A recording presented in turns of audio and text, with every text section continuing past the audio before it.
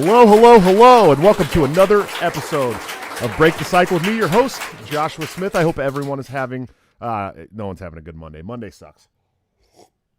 Anyways, we've got an awesome show tonight. I'm very, very excited. Of course, we're going to start off with some sponsors. LaurenZotti.coffee for all your delicious Italian coffee needs delivered directly to your door. Bring the taste of Italy home. Use BTC at checkout for a 10% discount. And my friend, my partner, one of the coolest people I know. I was very excited to go on Lions of Liberty and do an interview recently that came out this morning where I actually talked about a lot of things that I have never uttered in an interview before. A lot of personal shit, so you guys should go check that out. But I got to really give some serious shout-outs to Top Lobster. This man is amazing. Please go to toplobster.com and check him out.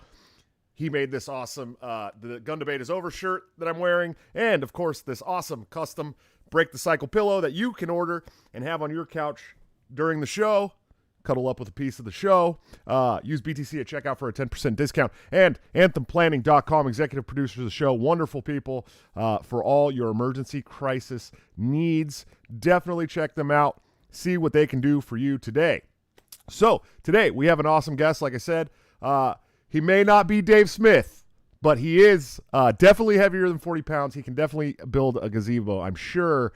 He is the host of the Individualist podcast. He is also the host of one of my favorites, the Tower Gang Power Hour, hashtag Tower Gang. Shout out to those guys. He is the world's biggest troll. He is Nick Ashley. How you doing today, sir? That is high praise, sir, calling me the world's biggest troll. I am very appreciative of you having me on. We've had some legendary guests on this show, and I'm really grateful to join that list, man. So thank you very much. Yeah, absolutely. And I'm sure a lot of people that have been watching the show for a while know that we would have no audio on the show if it wasn't for Nick Ashley. There's just no way. The man, it probably was the first 10 shows I had to call you before every show and be like, yo, I can't get any audio. I don't know what to do here. I think it was a couple. I remember, though, the one big one was whenever Jacob Hornberger was on, which is one of the earlier ones for sure. But I don't think it was that many, but it was sure a couple. I think with Hornberger, that was the one where I finally got it to where it was like I didn't have to have these digital mic cables anymore and stuff. You're like, dude, that's right. Just make it a desktop audio. There you go. Duh. I was like, wow, okay, cool. I appreciate it, man. Thanks for the shout out from Almighty Beach. We're already getting who is this 40-pound dweeb in the super chats. I love it. Thank you. Let's talk a little bit about your shows, man. We'll get into all that other fun shit in a bit. But you do the Individualist podcast. What is that one about? That's just me exploring and discussing ideas with people. I like to speak to cool folks. It's like you, and I just did Reed's show yesterday. And I have guests on where my latest episode, we just did a Childerberg recap with Cotton Archist. And, I've had Dr. Jonathan Newman, who we spoke about earlier off recording. We spoke about Austrian economics and how he discovered it and stuff like that. So I just like to have guests that are in the libertarian world to discuss how they came to libertarianism, or if there's a specific topic that, with James Gentleman, we spoke about what happened with the Libertarian Party debacle in Pennsylvania with the bylaw nonsense, if you remember that. I'm sure you do. Oh, yeah. So they're just depending on the guest, it depends on the topic. Yeah, absolutely, man. And then you have the Tower Gang Power Hour, right? And so for those of you who are not familiar with the Tower Gang, they are doing the Lord's work. They hate the Antichrist, and they are at war with blue checks and shitty people on Twitter. I love it. I used to have a lot more time to tower people. It was fun. It was a good time. But what is that podcast about? And remember, we're monetized here, bud. Okay. Yeah, it's just real life shit posting is the TPH. And I am the real host of it, or Toad, and I don't know if his name is public yet, but the Fat Dave, the guy that runs the Fat Dave account. Sure. So I don't know how he's going about that, but those two guys are the ones that are really the mainstays of the show. I'm more of a recurring guest host more than anything. But yeah, the Tower Gang is just a bunch of us who you know very well, just posting single letters under people, whether it's a blue check journalist saying some stupid shit to spell out something you would get banned for saying in a single tweet. And during the show, we just bullshit. It's literally, like I said, IRL shit posting. And we're actually going to be doing a show tonight where we're going to be, there's Reed in the chat. I see him now saying we're going to have Ryan Dawson and Reed Coverdale on the Tower Gang show tonight. So it's probably going to be a more serious episode because those two guys deal with more serious stuff. Yeah. You know, you guys really got to start posting more often, man. What's going on? Today I was the one who pissed off the whole internet. Let's talk about some of these super chats. We got, let's see, Clint Griffith. Thank you for the super chat. He said gazebos originated in Egypt. Quit doing constructional blackface. Suck it. Gazebos are redacted.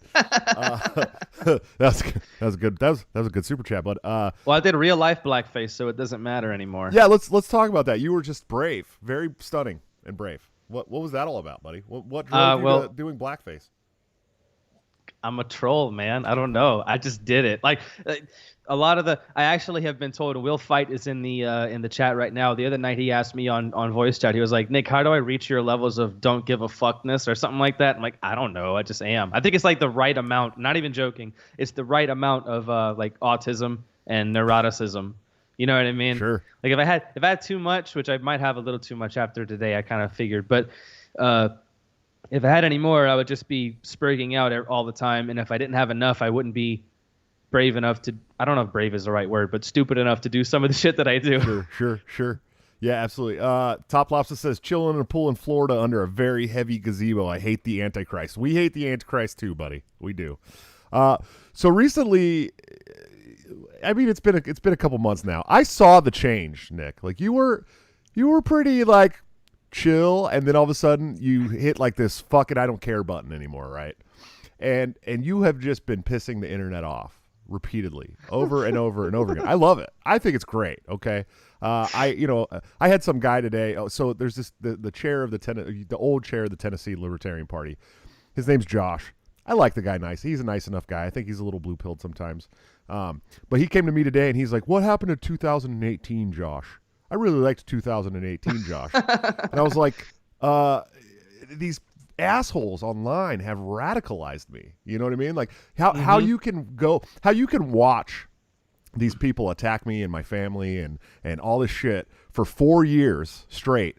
And then when I turn around and start calling them dorks, you're going to say, what happened to 2018, Josh? Well, let me tell you, he's dead and gone. You guys killed him. You know what I mean? But so you took off, man, and something happened because all of a sudden every post on Twitter is about gazebos. Okay. And I know what it is, but why don't you explain to the viewers tonight what is up with the gazebos, man? All right, so it all started with a really offensive meme about transgender suicide. It wasn't me that made it. It was another person by the handle of Trigid Confucius. Rest in peace, because he got banned for it. So what happened was that there was a whole shitstorm where a certain person who I've been referring to as number 4, like number 4 from the Kids Next Door, because she certainly looks the part, she took screenshots of everybody that liked this super offensive meme and then posted screenshots in a tweet thread where she tagged a bunch of like her mutuals. And we're talking like people like Thomas Massey and big folks like that saying like, hey, look what these people are doing, liking this really bad picture. So I took a screenshot of that and then I posted, hey, I think you're the one in the picture, so you're mad about it. Oh, Jesus. Okay, yeah. And the picture was, I don't know how much I can say on YouTube, but the picture was of somebody. I think we know what the picture is, buddy. Okay, yeah. So yeah, and that's what I meant too. Like that's what I was just like, F you. So this person, I after getting into numerous like spats with all the various loser brigadiers who we all know who they are, so there's no need to name any names. One person in particular said something about I don't even remember what the quote what the tweet was, but he was obviously very mad, and I quote tweeted it and said, geez, if they are getting this mad now, imagine whenever I meet them in person, which let me preface and say that is not a threat of violence because I'm not so stupid as to threaten violence on Twitter. I've already been banned twice, okay? I'm not that stupid. So it was just me saying if they're getting this angry about shit posting, imagine what they're going to be like whenever I am like in person and talking shit to them to their face, which I will do. So he quote tweeted that, took it as a threat of violence. He said, I build 900-pound gazebos by myself. You look like you weigh 40 pounds. Your threats mean nothing to me. And immediately I was like, this is pasta right here. This is perfect. So the best part about it too, bro, was I quote tweeted that, and I just said the classic, "Wake up, babe, new copy pasta just dropped." And of course it did kind of make its way as a copy pasta in general. Kinda. Yeah, kind of. But the more widespread phenomenon was that everybody was just gazebo posting. Like everybody was just like mashing up other copy pastas with just replacing words with gazebo instead. And I said something like, the Navy SEAL copy pasta. What the fuck did you just say about me, little bitch? I'll have you know I have over 300 confirmed kills, blah, blah, blah. I just did. I have you know I built over 900-pound gazebos by myself, that kind of thing. So that's what really took off, was that people were I just called it gazebo posting. I don't know how else to say it.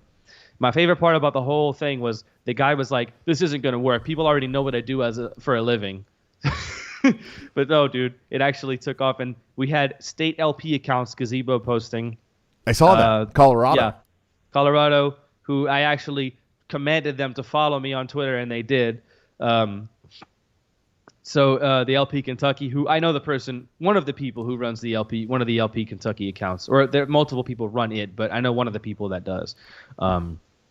So yeah, the whole, I don't know if that guy is like for real or not. If you look through his timeline, it looks like he's a very dedicated troll. But regardless, if it is serious or if it's troll, it's hilarious.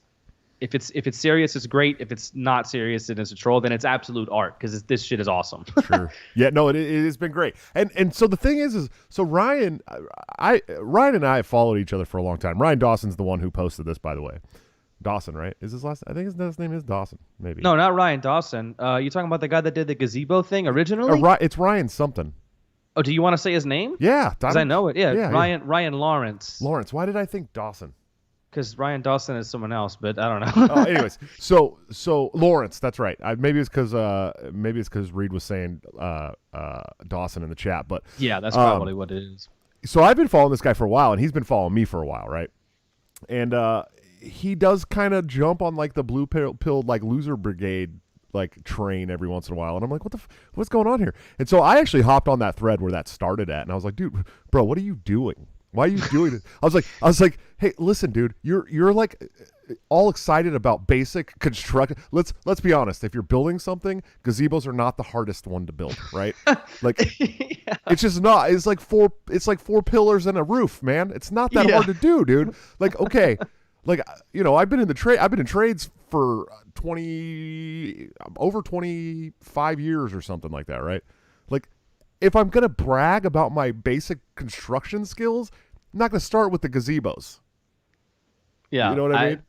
And somebody even was saying that, like, dude, gazebos are not hard to build, and I don't know anybody who brags about the weight of the things that they build. And then I just replied to that with, like, I built a picnic table once. That was kind of cool. Yeah, I mean, seriously, you could build a gazebo in basic wood shop in high school, man. Like, come on. Yeah. Dude. But then he's like, well, it's 900 pounds, and I build them by myself. Like, oh. And he took pictures of one I don't know if it was real or not, but he took pictures of one he built, and he was like, you see that big triangle piece on the front? 210 pounds. I dare you to lift that by yourself. But you're only 40 pounds, so I don't know how you could do that. But I don't know how me being 40 pounds. I don't know how that would work. You are really like tall though, right? Aren't you like 6 foot something? I'm about 6'2", 6'3". I weigh $195 actually. I have a big ass and big legs. Oh, gotcha. Yeah. You only see my upper body. I'm not showing it off, but I have a large lower half. You got thighs like a truck. Yes, I really do actually. Gotcha. Nice. We got some more super chats. Florida Josh says Nick Ashley for president of the gazebos. Thanks, sir. Elijah Marquez says, today I warned people to take it easy with the people who look like they could slap up a gazebo, and there's no doubt I'm autistic. Thanks, Nick. And we got another one from the Almighty Beach. Thank you, sir. He says, S posting, it's all fun and games until someone loses an eye. Then it's fun and games, and you can't see anymore. Man. Go ahead. No, I was just saying, like, wow, you guys are really supportive over here. I love you guys. So you're someone said you're old as fuck, Josh. Yeah, I know, Top Lobster. Thanks, buddy. Thanks. And my mom says, my mom, who's always in the chat, by the way, the Cheryl Cox is my mom, in case anyone was wondering. Y'all be nice to her. or I will come in that chat. She says, Josh built me a bunny hutch, took the drill right out of my hands. I only had it started a little crooked. It's true. I did. So you're really good at pissing off the internet, man. You are. I was the one that did it today. But what you really hate is agorists. Well, lately. What's up with the agorist drama, buddy? Well, I don't even know when it started. I just started to think about agorism, and I was like, how do you solve like the tens of thousands of people or hundreds of thousands of people who are in prison right now for drug charges, nonviolent drug offenses? I don't know how you agorist your way out of that. I don't know how you agorist your way out of the 100-something countries we have military bases in. I don't know how you agorist your way out of, the military involvements we're in outside of just the bases, but the wars that we're involved in. Now I know that I am not as knowledgeable on agorism as somebody who is an agorist. I'm aware of that. But I posed the question. I was like, how do you end the drug war and end the wars, like just through agorism? And they had some agorists who were in my mentions replying to me saying, like, I don't even know what I guess what they were saying was you change the culture, which changes the politics. But my argument is that that's not anti-political. It's just indirectly political. You know what I mean? But what really got me was I was saying, this pisses me off whenever people are very callous about it. And there was somebody who was complaining about me blocking him for this in your tweet saying I was going to be on earlier this morning, who I was saying, like, it is objectively true that political battles and like political action has improved people's lives and has improved the status quo, right? Like, it's better for you to have a state with constitutional carry than not, because if you get caught with a weapon, you're less likely to be thrown in a cage for it. It's better to have a state where weed is legal than it is not, because if you get caught with weed, you're less likely to be thrown in a cage for it, right? That's just objectively improved. One is better than the other. There's no doubt about it. And objectively, some politicians are better than some others. There's no two ways about it. And objectively, some places, because of the laws and because of the way the governments operate, some places are objectively better to live than others. Like, there's just no way you can argue that I would change my mind.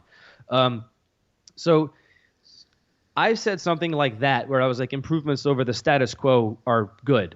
And big boy Sal, who everybody knows and loves on Twitter, Sal the Agorist, was like, well, it sounds like you just want a benevolent slave master and we just want no slave master at all. And I'm like, no. First of all, that doesn't follow. Just because I want incremental, or they say incrementalism or gradualism, just because I do advocate for that doesn't mean that my ultimate end goal is like anarcho-capitalism or whatever you would call it. Like, whatever the term you want is, that's what I want. Sure, I want the same end goal as you do. That doesn't mean that I can't accept improvements over the current status quo. That does not follow at all.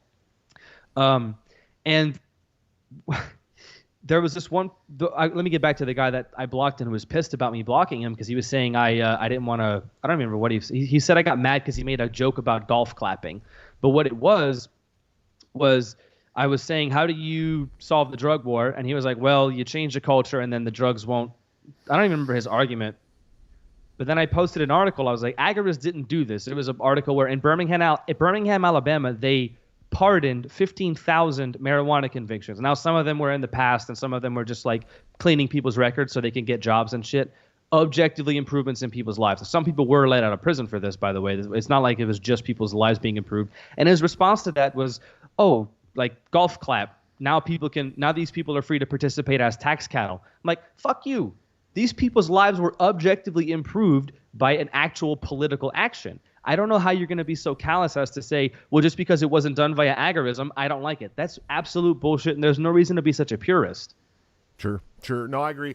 So, for me, as far as the philosophical ideology goes, I really do. I think agorism's great.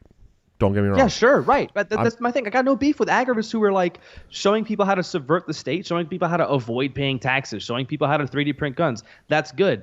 But it is objectively better to have a system or have laws in place where the law is less likely to invade your house for having marijuana than not. I just don't see how you argue against that. You know what I mean? And I think that was Tho Bishop's argument. You know, I had Tho on the show, and while I disagree with working inside the Republican Party, he's right. I mean, living in Florida right now is much better than living in New York. There's no doubt about that.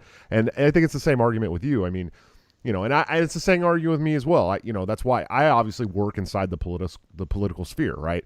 But I've read Konkin. I appreciate agorism. I think it's great. I think that you know, there's many different tools, and we should be using every tool we can to try and roll back the size and scope of the intrusive government. And one of those tools can be agorism. The more people that opt out of the system, the more we starve the state. That's great. There's, you know, probably 90% of the people in this country are not going to opt out of the system because they don't even know what agorism is, right? And so and they're not capable of doing it either, right? So we can teach them. We can teach them about agorism and try to educate them on the perils of central planning and all this shit, right? But we also have to do other things to try and starve the state, and that includes, you know, working inside the political sphere if that's what you're geared for, or getting into Bitcoin or cryptocurrency. I mean, that's another way to do that. I think is, you know, taking power away from the state. There's a lot of different things to do, and so I agree with you. But yeah, I don't understand the elitist attitude with agorists sometimes. And me and Sal have gone back and forth, and I was actually on that thread too, because I popped on there. I'm like, dude, you literally just said you would pay the police to not take your rights from you, and you're getting mad at him for saying he wants to vote to try and keep, you know, some of his rights as well. So like, what's the difference? I don't see a difference there. Yeah, the thing that I got, like, I took a screenshot because it was just so good, was that he said something about voting not being consistent with the NAP, and he's not interested in negotiating with terrorists. And then I forget, I don't know his but it's Grimace on Twitter replied to that with another point, like, hey, why don't so people shouldn't do X, Y, or Z? And then I replied, and should bootleggers not have, like, you know, during Prohibition, should bootleggers not have paid off police to look the other way? And then he replied with, bribing a swine is not inconsistent with the NAP or something like that. And I'm like, that's literally negotiating with terrorists. Like, if your argument is, you know, quote, please officer, take this money instead of violating my rights and look the other way, that is literally by definition negotiating with a terrorist. I don't know how there's an argument otherwise. And it was so funny that it was an immediate contradiction within two tweets of each other, that he went from we're not negotiating with terrorists to we're literally negotiating with terrorists. That's okay. And he was totally cool about it, and then argued with me about it. And I was just like, hey, what are you talking about? And I've noticed that among some of the ultra purists who are like, there's no other way besides opting out. A lot of them do that. I don't know if you know, but I had a debate with Larkin Rose not too long ago. Yeah. And Larkin doesn't call himself an agorist, but I mean, he is like an absolute purist anarchist, right? And he did the same thing. I mean, it was like he's like, well, I'll support some candidates as long as they run on a system of completely abolishing the system they're trying to get into, but I won't support other candidates that are trying to make your life better, even if they're not telling me they're going to abolish the whole thing. It's like, dude, you can't tell me that I'm legitimizing the system, right? And then say, but it's okay to use that system as long as the candidate that you're voting for does exactly what I want him to do. That's like the same exact thing. Yeah, I don't like the argument of like voting. I understand. This is my thing. Like, I understand the idea that voting is against the NAP, and lately I don't even give a shit about the NAP at this point. Really, the way things have been going. But I understand the argument that voting for like a candidate is inconsistent with the NAP, or voting is inherently backed up by violence. I get that. But there's two things there. One is, if you're voting for something that is objectively a better outcome for liberty, then that is good. Violence is sometimes justified. If you're considering voting violence, sometimes violence is justified. If somebody breaks into my house, I'm going to use violence against them. That's just how it's going to work, right? So sometimes violence is justified. Ergo, sometimes voting would be justified, even if voting is violence. So it doesn't follow that voting is always bad. And, crap, I forgot my second point. I'm sorry. Oh, man. We're going to have to cut it now. It was a good show, man. Take it easy, buddy. No, I'm just so I agree. I really do agree. And I wish more people would take the Spooner approach when it comes to voting, right? Mm-hmm. Especially libertarians. Like I don't want to vote either. You know what I mean? Like, I don't want to go down and like say, hey, this is the person I think should rule over me. I don't want to do that shit either. I don't. Like, I don't. Yeah. But I work in a party that's filled with autists. Trust me, there are a lot. But I work inside of a party that I think really has the best interests of liberty in mind. And so for me, it's like a defensive thing, right? And that's what Lysander Spooner said. He said, vote in defense. You know, if you're voting in defense, it's different, right? So these people that are voting to increase laws over your life, that's not voting in defense. That's them offensively trying to control your life or legislate morality. But if you're going down and voting against an initiative that's going to, create terrible drama in your life, that's defensive voting. If you're going to go down and vote for a candidate that's like, yo, I'm going to roll back these fucking property taxes, and you don't go vote for that guy, then how else do you think you're going to get rid of those property taxes right now? Mm-hmm. Because you're not. Yeah, and I think that's kind of what I was going to make on my second point. It's kind of coming back to me now.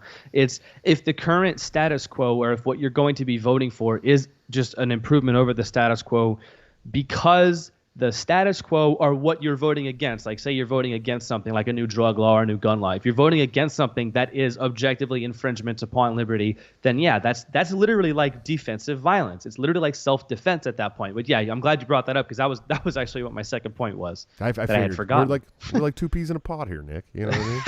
I get it. I'm a little slow sometimes too, buddy. Don't worry.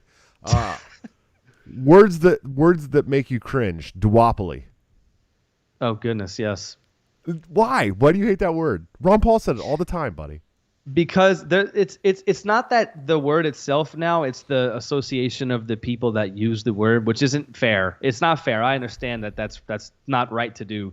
But it's because it's always used in the context of like a Joe Jorgensen or a Gary Johnson, like, yeah, and the duopoly. It's just like an empty platitude at this point. Sure. But it's also John Miles on Twitter today. Love that guy. He's great. He was saying, he made a point that I hadn't even considered before, that was like, it's okay for Justin Amash to be inconsistent, but it's not okay for, Ron DeSantis to be inconsistent. Like, neither of those people, obviously, I'm not saying Ron DeSantis is a libertarian. Justin Amash is not there's no such thing as a perfect libertarian, but like, just for the sake of simplicity, Justin Amash is not a perfect libertarian. So if he is inconsistent, they kind of write it off. But if DeSantis is inconsistent, as in he's like bad on drugs, well, the inconsistency is not the problem with Amash, but it is with you. Do you see what I'm saying? Sure. No, I watch it happen all the time. I've been in this party for many years now, and that Beltway crew, the ones that we call blue-pilled, or I like to call them bitch-ass libertarians. That's my favorite one. They make excuses for their candidates. Mm-hmm. They do. And then they look at a guy like Dave Smith, who's like, hey, if I ran for president, I'm going to run on a platform of ending the warfare state, ending the Federal Reserve, ending the drug war, ending all this bad shit. But, I'm kind of conservative in my personal life. They're like, oh, he's a racist, he's a Nazi. Can you imagine calling a Jew a Nazi because he doesn't hold the same social views as you in his own home, but he's willing to end every tyrannistic policy that's gone on in this country for decades and decades and decades, and then you're going to make excuses for a guy who said he didn't know if Ross Ulbricht should be released or not. I mean, that's a big deal. Or he was like, whenever Michael Malice asked him do you hate the state, he was like, well, I don't know, because, I don't really hate anything, that kind of thing, which I like Amash, not to shit on him in particular, but sure. You get the same crap for these people arguing about Lou Rockwell. Like, the guy, listen to me right now, whoever's listening, I know some people who don't like us are listening to this because I know how people are. If you write off Lou Rockwell as less important as fucking vermin supreme, you are worthless. You are worthless. There's no other way for me to say it. Like, Lou Rockwell has done more for libertarianism than probably anybody other than Ron Paul, and I will argue that he did more than Ron Paul, because if it weren't for Rockwell, we wouldn't have had Ron Paul. Ron Paul was the one. Lou Rockwell was his first chief of staff in '88, and Rockwell was a founder of the Mises Institute. He's done more for libertarianism than anybody probably on this planet, without exaggeration. Yeah. For the ideology and for the buddy, spreading he the word. said some bad things in the '80s and '90s that we don't like. Okay? Yeah, he said some he complained about political correctness in the movie Mighty Ducks 2. So yeah, we have to write him off. Yeah, Lonnie, my good friend Lonnie Dupree's in the chat, and he said that Mighty Ducks thing was funny though, and it was hilarious. It was funny. Look, never mind. I don't want to say it to get you banned. I'll tell you off the air. But it was just whenever that Mighty Ducks article was written, I fucking read it recently. It's literally just an old man complaining about nothing. It's just like an old man being crotchety. That's your ammo against him. You're gonna write him off for that? Come on. Yeah, it's pretty stupid, man. And we also have people like Nick Sarwark posting memes of Ron Paul with quotes that aren't even attributed to him. I mean, these are the kind of people we're dealing with. You know what I mean? We kind of it's so. So I wanted to get into this a little bit with you because what I was taking flack for today is that I call people like that nerds and dorks. Like I just don't, I don't deal with them. I'm not going to sit there and go back and forth with them over their dumbass opinions about who I am or what my movement is. It's like, I'm a fucking libertarian and I've been fighting for liberty in this country, legitimately traveling around this country, doing all kinds of shit that they don't even ever talk about, ballot access petitioning in Ohio, fucking dumb shit, right? But it's like, they're talking shit to me because I called somebody a nerd or a dork online that's been attacking my family for 4 years. Yeah. Do you agree that that's exactly the way those people should be handled? Dude, the thing, can I tell you, do you know what I've been doing to Nick Sarwark over the past couple of weeks or the past week or so? Oh, yes, please talk about the memes.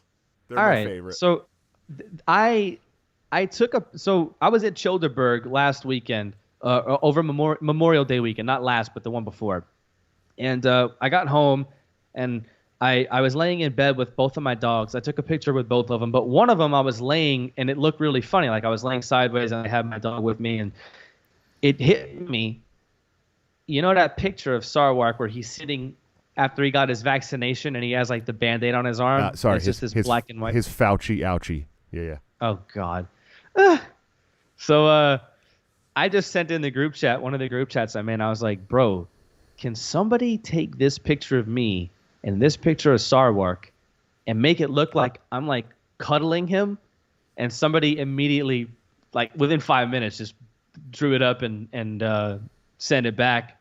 And every time I see him every time some stupid Sarwark thing comes up on my timeline, I just respond with that.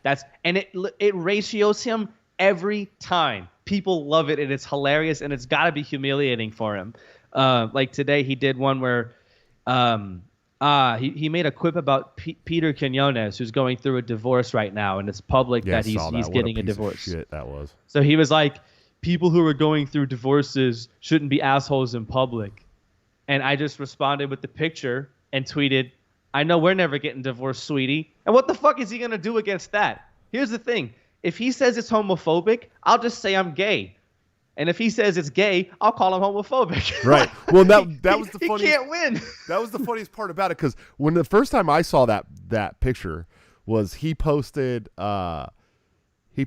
something, and you're like, I can't wait till we meet in person. Because that's what you do, right? And it's like it's an obvious troll, and these people get so mad, and he's like, "Why? What are you gonna do?" And then you posted that picture, and you're like, "Live my wildest dreams." Or some shit. The tweet was, to fulfill my lifelong fantasy, is what it was.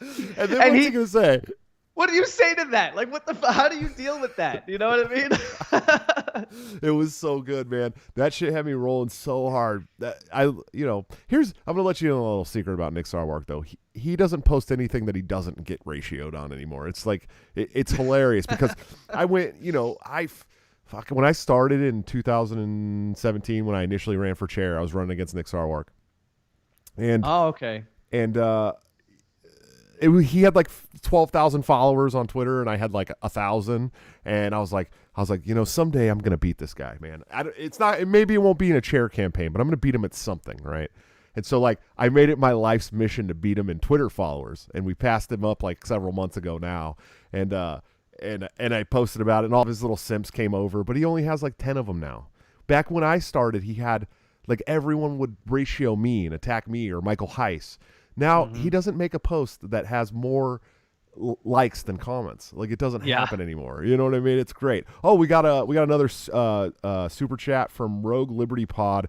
He says, "Who is this Turkish guy? He's based. But it's in pounds, so I don't know how to break that down. I don't know." Is it 40 pounds? No. No, it's 2 pounds. I don't know what the difference in that American money is. That's probably like $3. Yeah, he's a good. I don't know. Nice, dude. Thank you, man. I appreciate it. But so we had some other super chats too that I didn't get to address.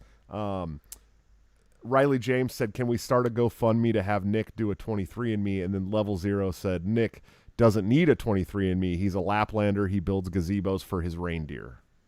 Okay, Level Zero, explain to me what a Laplander is. I think it's just like Scandinavian. I don't know. I'm not 100%. Maybe he can say, or she, I think I don't those know are if the that's a people guy or from a the girl. North Pole, man. I think that's what they are. Oh, way up there. Okay. Yeah. Go 23andMe. I'll tell you right now, it's mostly Italian. Like the joke is people think I look Turkish, which I guess I kind of do. Being that a bunch of people think I look Turkish, I don't know if I'm the one that can decide that, right? But mostly Italian. But the thing about it is, once you get over that area of the world, like that Mediterranean, and then sort of into Eastern Europe, Middle East, like that area, they all kind of start looking kind of samey.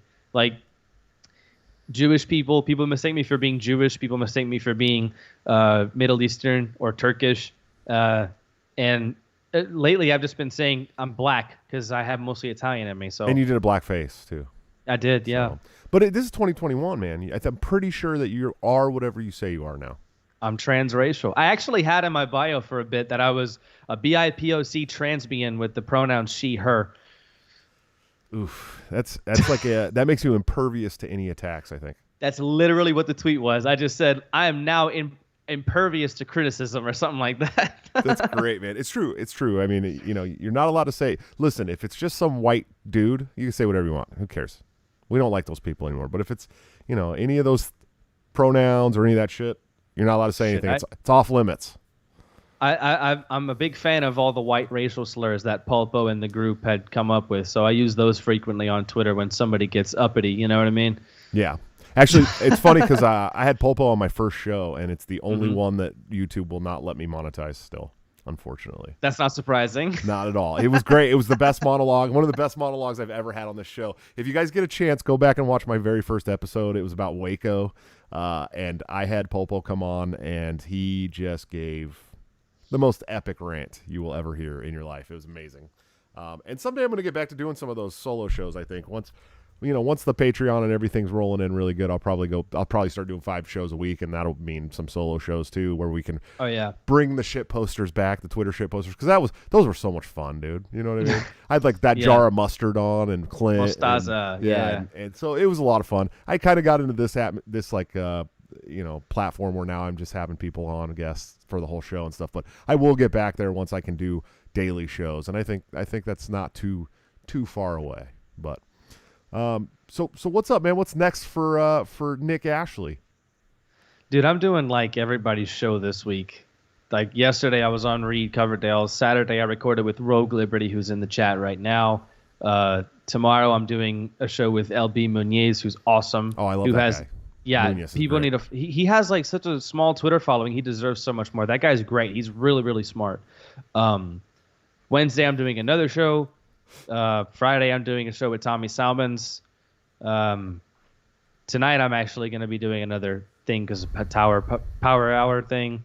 So I'm just trying to get everywhere. And I don't know what's next as far as like the troll thing goes, because I didn't think I've had 2 things take off: the gay posting and the gazebo posting. So I don't know what's next, but who knows? I never thought it'd have been gazebos, and I never thought it'd have been a picture of me and Nick Sarwar cuddling. You never know where Twitter shit posting may take you, buddy. That's right. Look, you're going on all these great podcasts. Not mine. Mine's a new podcast. Not that great yet. Come on. But well, Dave Smith did tell me that he watches my show, so that was kind of cool. Yeah, and he did just follow me. So Dave, I will gladly do blackface on Part of the Problem if you'll have me. Well, I don't know if you'll be able to do it on Part of the Problem, but maybe if they can bring you on Legion of Skanks, I don't think it'll be a big deal at all. Oh, that would be dope, wouldn't it? That's what I said. He's talking about having Archie back on or something. I'm like, nah, dude, bring him on to talk about his case on Legion of Skanks. Because you don't have to give any shits there whatsoever. And could you imagine Big J just dumping into Archie? That would be the funniest thing I've ever seen in my life. God, I wish Archie would go on Legion of Skanks. That would be wonderful. Well, the Not a Podcast boys, Pulpo and Bert, Neocon Remover, they're trying to get a campaign started to get Archie on Not a Podcast, which would be hilarious. Oh but my I don't God. think it's ever going to They happen. would rip him apart, dude. He would leave. Yeah, there's no way he would stay for the ride. Oh my God. Do you listen to that podcast? Do you actually listen? Yes. Dude, yeah. it's one of the probably the most underrated podcasts out there. That and Slurp Gang are the most underrated podcasts out in the world right now.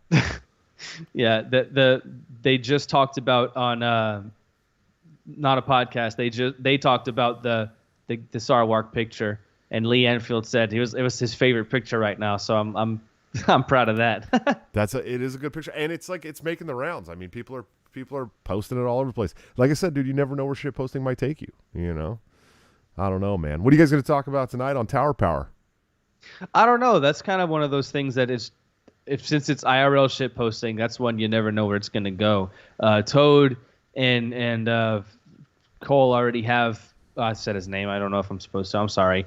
They always ask like questions. Like whenever we had Drew Hancock and LB Muniz on, we asked like if they prefer tits or ass. That was one of their ideas. It was probably Toad's idea. They asked. Whenever we had James Gentleman and Magnus Panvidia on, we all went around saying whether or not we would fuck Clint from Liberty Lockdown. Oh, sure, yeah. Yeah. Which, like, they were so shocked that I said no. I mean, come on. He's pretty thick, man. I don't know. So who knows? Maybe I don't know what they're going to want to ask Ryan Dawson. I hope it's not something about Israel, because I would rather not get banned on every single platform like he has. That's unfortunate for him, but I don't want to suffer that shit. Sure, yeah. Well, and I don't know if you get banned, but you will get like a 6-hour talk about Israel. I mean, there's just no doubt about that. I'm excited to have Ryan on. I got to figure out how to navigate all the stuff that I want to talk about with Ryan, because he's a really smart guy, man. Yeah, for sure. I've been listening to a lot of his stuff lately. I discovered him from Reed Coverdale, actually, like just within the past couple of months, which... So censorship works. Like they take him off of everything. Yeah. I never knew about him, and he's been at this for like a decade and a half. He's been doing this for a long time, sure. And I hadn't even heard of him. Well, and think about people like Magnus Panvidia, who we've both had on our shows. They took his like drop shipping away from him, man. Like literally everything. He can't even make like merch to sell anymore. It's crazy, dude. But it's a private company, bro. Oh, bro, it's a private company, bro. Yeah, when all these big tech companies gang up on you together and take your entire livelihood away, I don't think it's a private company anymore. And specifically because he is an enemy of the state. Go figure. And nothing else. You know what I mean? Like, come on. Yeah, I've been getting throttled recently, so got a wonderful friend who is now doing clips of the show for me, and I'm trying to figure out which. It was 2 clips now. So we have 4 clips now. And so the first clip that went up was Dave Smith. And that one's still on my page. Then we did a Scott Horton clip, and it was up for a little while and then disappeared from my timeline completely. And like you can still find it if you have the link, but it's not on my timeline anymore. It's gone. That's crazy, man. And then we did a Hotep Jesus one, same thing, gone. And then we did Zuby, and Zuby stays up. It's really crazy, dude. Like how they just like, and I'm sure you've been kicked a few times yourself, man. Well, the Twitter one, the first one was because I dropped the C-bomb. I think what happened was I said bitch and the C-bomb in the same tweet in reply to somebody. So I think Twitter assumed it was a gendered attack and immediately banned me. The algorithm caught it, so it wasn't like I got reported from a bunch of people. I think Twitter just sensed like bitch and the C-bomb and was like, no, that's a attack. That's a sexist attack on women. I've appealed 5 or 6 times and they've denied it every time. But I'm on this new account and I'm almost back where I was, so I'll be all right. The second one, I came back with an account and changed my name to Nick Ashley too quickly. I wasn't aware that you had to like hang out for a bit and not reveal yourself. And I revealed myself way too quickly. Sure. This one I'm doing all right. So I'm going to try to behave. I was scared to get banned because the whole issue with that was/were suicide meme. I did post the picture, but it was only in reply to one of my posts for context. So I think that's why I skated, because I know for sure I got reported from the people that were coming after me. Oh, I'm sure. These people love to report you when they see something they don't like, man. It's pretty ridiculous, ganging up on somebody who you know they're there to troll. Why don't you just shut up and stop watching? That too. Will Fight, thank you for the super chat. He said, Nick is my favorite secret Sarwark lover. Damn, it's not secret, dude. What are you talking about? Sorry, guys. Allergies kill me. It's not the Rona, I promise. Well, it could be. I spent the weekend in Chicago around a lot of people, so who knows? Dude, having allergies during this coronavirus is just awful, isn't it? Every time you sniffle, they're like, oh, well, now it's kind of subsided, but yeah, man, yeah, that's rough. Yeah, thankfully, because now's the time when my allergies get really, really, really fucking bad. Like, going in through the spring and summer, man. And then I moved to the Midwest, left California where the allergies weren't as bad. Now I'm dying. So Acid Dropsy in the chat is the guy who created Whiskey Grenade. Yeah, he's the man who created the intro and outro for Break the Cycle. Amazing man. He knows a thing or two about wood chippers, apparently. He said he showed up just to ogle your guitars. Yeah, if you look, there's a antiwar.com and a Mises Institute sticker on my Telecaster right there. Nice. It looks legible on the show there. American made or what? I think Mexican made. Okay, that's all right. That's okay. I'm Hispanic, so. Yeah, Hispanic, Turkish, Italian. And I'm everything. Blackface. Cotton Arcus calls me a world baby, but I don't know what that means, but that's whatever. Sounds racist, bro. Naturalist Capitalist Reed Coverdale says Nick Ashley supports child labor laws. Do you know why he's saying that? Have you seen the ruckus? I have. I actually posted that too. So that New Hampshire posted about the about legalizing child labor, and I said, man, I remember when I had a paper route when I was 9. It was the greatest thing ever. I wish I could give that to my son so that he could learn the value of working for your money. But unfortunately, I can't because your stupid fucking laws. So yeah, what did you say about it? Well, I haven't said anything publicly yet, but I'm like, the problem is whenever people, and this was a flawed, in my opinion, the tweet was not the best way to word it. Like, you have to approach it differently. I guess, I think I know who made the tweet, by the way, because I was just informed. It was the LP New Hampshire. Right. And I was just informed one of the people who has access to that account. I think I know who it was, so I understand why he would do that. But when people think child labor, they think like children working in a coal mine or like in a factory, like sweatshop working 18 hours a day. Like, that's what we think. And not we, but, people, blue-pilled normies or whatever you would say. And they 12 years of public schooling is beaten into people's heads that, if it weren't for the benevolent government that stepped in and illegalized child labor, we would still have people, children losing their foot in a factory making Fords.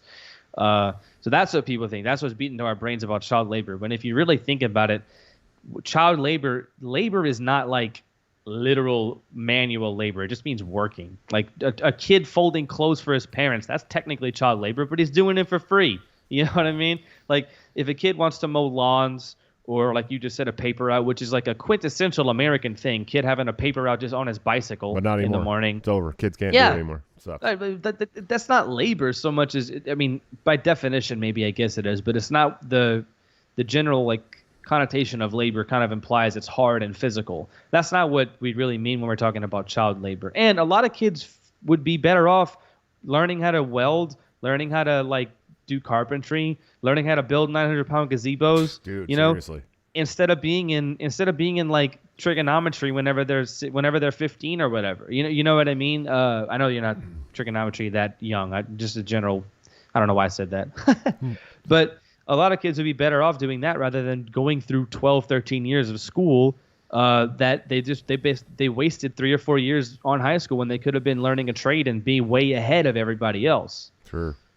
No, and I agree fully. And I think I did the paper route at 9. I think I worked at my local gym cleaning the pool and mowing the lawn on Saturday and Sunday mornings at like 12 or 13. And then I went and started working for the construction company that my mom was the bookkeeper for at like 14 or 15 when I stopped going to high school full time and stuff. So let's see. Trey 50 Daniel says, at least we have the better Nick here. Thank you, sir. And Clint Griffin, there are no labor laws on the farm. That's why everyone likes to hire farm kids. Is that true, or is he just shitposting? I can't. No, I'm he's not serious. sure. It's true. When you grow up on a farm family, you think the kids aren't Oh, working? I see what you mean. Okay, I misinterpreted it. Okay, yeah. Yeah, but I've been working. I mean, as long as I can remember, man, a long time. Even though people like to call me a deadbeat and like say I don't have. Oh a job and all yeah, that dude. shit. I wanted to say too, since I'm on your show, like it just really disgusts me. All the people who are going after you for like the child support garbage and the you being a deadbeat and everything. It's like you work, and I've spoken to you about this personally. I know you work like sometimes you'll do 6/12s a week. And it was at the point where you posted a pay stub showing how much time you had worked that week, and 72-hour weeks, bro. yeah, right, and like you adopted kids that were not your own. A bad person doesn't do the shit that you do. Like, I don't care what anyone says, and I know you know this already, but I know it may mean something to hear it from me, but you're a good fucking dude, and I hate the fact that people go after you on absolute garbage accusations, like just bullshit that's not even true. Yeah, I appreciate it, man. I wish they'd go after me for my shit posting, but it's always about untrue shit. Yeah, that would really aggravate me if I made a troll post and they were like, "Oh yeah, well you didn't you did something bad back then." So no, man, take the bait. Fuck, that's aggravating. Yeah, it's pretty wild, man. But what are you gonna do, buddy? What are you gonna do? It's the internet. It's not for everybody. If I had thin skin, I wouldn't be there anymore, I'm sure. That's true. And if you're gonna take anything away from this podcast, this show with Mr. Nick Ashley, it should be toughen the fuck up. Stop letting everything you see online offend you. It's the internet. Maybe if you're offended by it, you shouldn't be on it. Sure. Damn straight. Where the hell can all these wonderful people find you at, Nick? Well, anything I do is going to be uploaded to individualistpodcast.com. If you like me here, follow me on Twitter at Nick_individual. Well, it remains to be seen how long this account will last. So if I have to come back with another one, you'll be one of the first ones to know. Yeah, I always have the latest episode of the show posted as the pinned tweet on my Twitter account. So if you go there, that's going to be right there. Last one we did was a Childerberg recap with Cotton, which was great. So if you're interested, check it out. Follow this man on Twitter. You will not be disappointed. I promise you. Thank you, Nick, so much for coming on my show, man. I appreciate you. Thanks so much for having me. I really appreciate it, man. Absolutely, brother. We'll see you soon. All right, guys. Another awesome episode of Break the Cycle. Fuck, I love Nick so much. He's so cool. Definitely go follow him. Check him out. Go watch his wars on Twitter. They're amazing, amazing, amazing. I think the only other wars that are as much fun to watch are Asarchist, and that's just because he will quote tweet every single thing someone says in reply to him. It is a good time.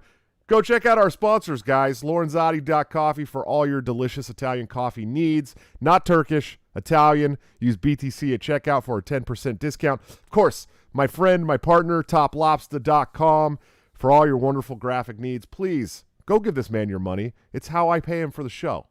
Use BTC at checkout for a 10% discount. And new tier or new perk for the Patreon. If you become a patron of any of the tiers that lets you into the Discord server, I think it's $5 a month or up, you will get first dibs on new Top Lobster merch weeks before it's released to the general population at like a 30% discount, man. You cannot beat that. Super cool stuff. You're going to have all the best gear. Everyone in the movement's wearing a Top Lobster now. So go to toplobster.com, use BTC at checkout for a 10% discount. Of course, anthemplanning.com. Wonderful people, all your emergency and crisis planning needs. See what they can do for your business today.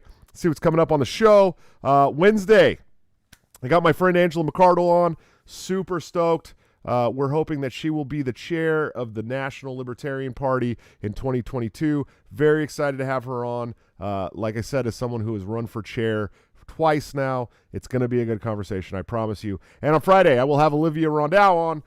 We have had a little beef about which state is the best for wrestling. She is a big-time collegiate wrestler. Very awesome, liberty-leaning conservative. She is great. She's got a great show. I'm excited to have her on. And getting a little bit ahead of myself, next week I'm going to have my damn good friend Michael Heiss on the show. Very excited. Hopefully he won't chew gum on my show.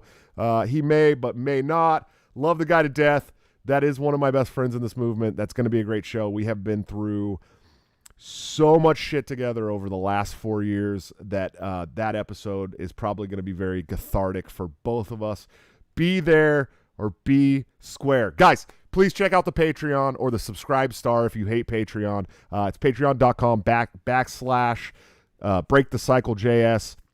Sign up. Throw the amount of a Starbucks drink at the show every month. Get some cool perks and get into a pretty cool community in Discord with some great people. Or you guys can sign up right here on the YouTube using the join link right underneath all of my videos to get yourself some pretty cool badges for the chat and some hand-drawn emojis by our good friend Top Lobster. Check that stuff out. I will see you guys on Wednesday for my show with Angela McCardle. But until then, don't forget to break the cycle.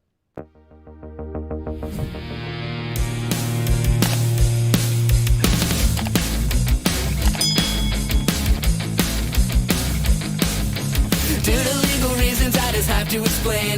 The lyrics of my last song may seem to contain a violent call to action in the verse and refrain, but I just meant it in Minecraft. The helicopter part was in reference to GTA 5 and the things you do. So any violence you commit, I am not an excuse, because I just meant it in Minecraft. Well, Chipper is my friend and he's constantly cold. Accusations of incitement getting totally old. Make your own choices, yeah, you have control, because I just meant it in Minecraft. Obviously I would never advocate force unless there's due process and a trial, of course. And if you're convicted, we will make you a corpse in Minecraft.